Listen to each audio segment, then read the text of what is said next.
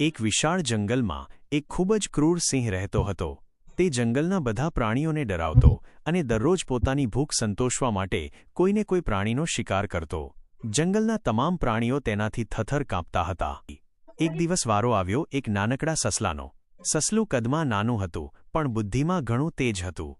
તેણે સિંહના પંજામાંથી બચવા માટે એક યોજના બનાવી. તે સિંહ પાસે મોડું પહોંચ્યું. જ્યારે ભૂખ્યા સિંહે ગર્જના કરીને મોડા આવવાનું કારણ પૂછ્યું, ત્યારે સસલાએ નમ્રતાથી કહ્યું, મહારાજ, હું તો રસ્તામાં જ હતો, પણ મને રસ્તામાં એક બીજો શક્તિશાળી સિંહ મળ્યો. તે કહેતો હતો કે તે આ જંગલનો અસલી રાજા છે અને તે મને ખાઈ જવા માંગતો હતો. સિંહનો ગુસ્સો અને અંત.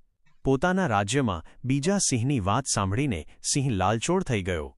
તેણે સસલાને કહ્યું, મને અત્યારે જ તેની પાસે લઈ ચાલ. સસલું સિંહને એક ઊંડા કૂવા પાસે લઈ ગયું અને બોલ્યો, જુઓ મહારાજ, તે આ કિલ્લામાં છુપાયેલો છે. સિંહે કૂવામાં જોયું તો તેને પોતાનું જ પ્રતિબિંબ દેખાયું. તેને લાગ્યું કે ખરેખર અંદર બીજો સિંહ છે.